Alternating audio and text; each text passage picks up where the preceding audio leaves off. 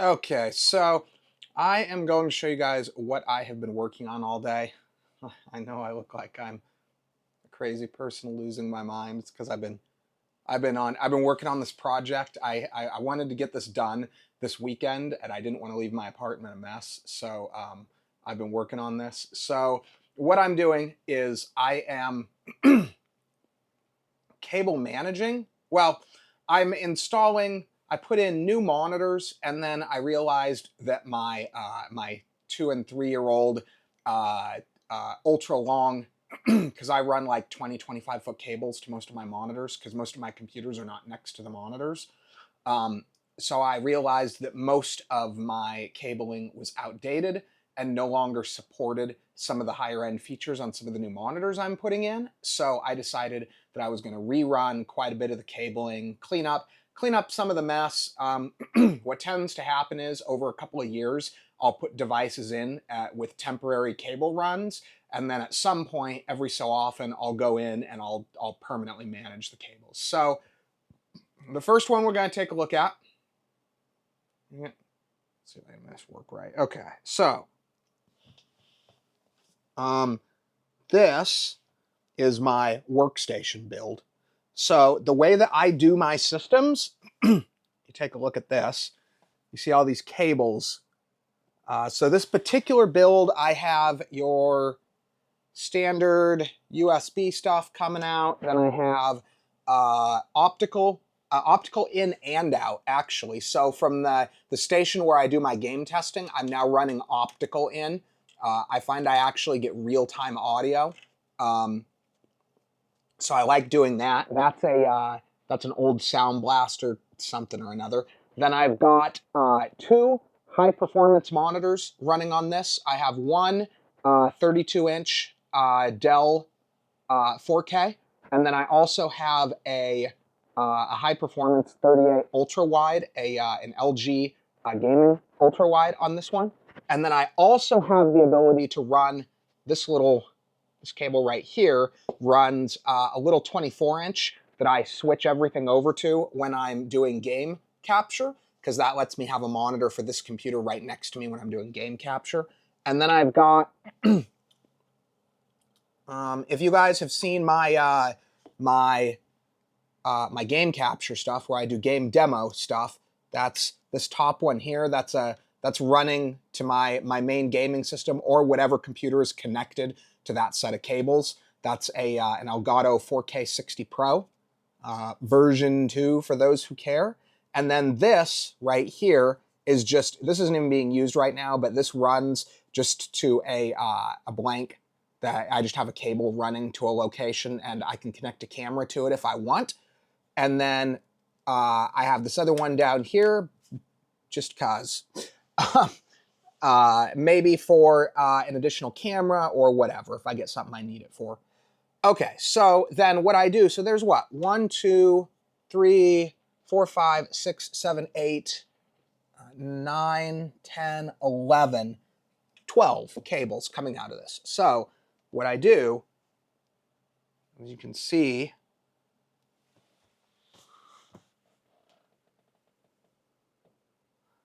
they come all the way back here. I've tried to manage it as best as I can, but unfortunately, with the number of devices and systems and stuff, this is a little bit of a... I could probably do a little better if I switch over to all wireless mouse and keyboards and stuff. But what this does, the purpose of this, there is a reason for this. There's nothing that bugs me more than the setup that most people run, where you've got just enough cabling to run, or for your computer to be where it is. So this allows me to move the computer, as you can see, anywhere I want. So anywhere within my space here. I don't move it around as much as I used to. I used to move it around quite a bit, but I can move it anywhere I want. And then I've got another one, let's see if I can get over there, set up basically the same way. So this is my gaming rig at the moment, and it's also set up with a similar bundle, giant bundle of cables. And this will run any system I put here. So So when I do like game capture for just random systems, usually that random system will be swapped into this setup, and I will do my game capture. And it's kind of crazy because I have the cables and everything to run all the way to that other computer right here. I'll show you how far this is. So that runs all the way under. I don't know if I can even put this into scale, to be honest. So that runs down under my desk, all the way over, and over here, then way over there, and snakes into the computer. So, yeah. And I've set all my machines up this way. My other one is set up this way as well. My home theater setup. You can kind of see that. So it comes out of there, same thing. And on that one, all of the cabling just comes down right here. Same thing with my router. It's a ton of cables. Oh, I'll show you guys the mess.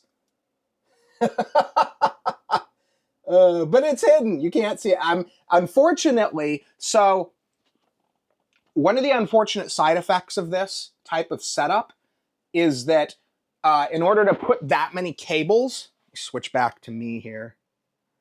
So in order to put that many cables in and have that many cables going to each system and have them be as long as they are, it's very difficult to get exact measurements until I actually do the installs. So what I generally do is I order cables quite a bit longer than what I actually need, and the excess just has to be stuffed somewhere. Hopefully it's only a foot or two, but usually it ends up being several feet, because when I order the cables, typically I'll order the cables in bulk quantity. Like I'll order, 10, 25 foot, 8K rated HDMI or DisplayPort cables. And so I'll have all of those on hand, and some of them I'll need 25 feet, some of them I'll need 10 feet. I don't know what I need when I order this stuff. So typically I just stuff the extra back there. I try to coil them up as best as I can, but the more thoroughly managed and better looking the cabling is,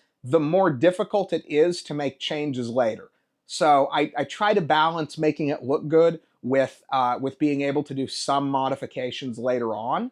Anyway, I hope you guys find that interesting, and I would recommend doing it this way to just about anyone. Even if you only have a few cables, get long. So you can get long cables now. So as of right now, the highest performance monitor I have is my LG dual mode 4K 240 slash 1080 what the heck, 1080 480, and at both settings, at both 4K 240 hertz and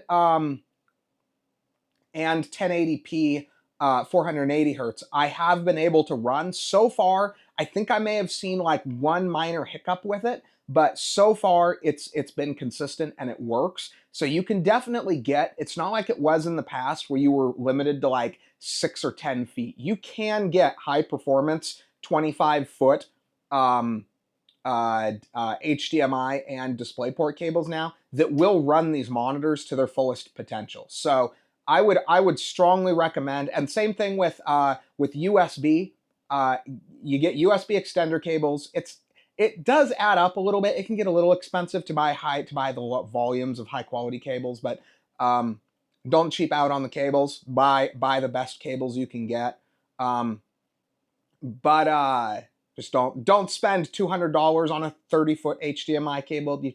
Usually the ones I'm using are $25 to $35 a piece for the cables.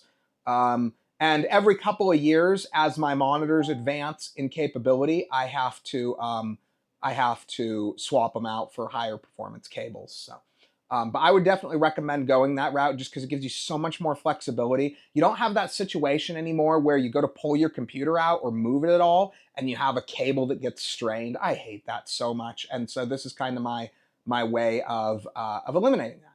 So anyway, thanks for watching the video, guys.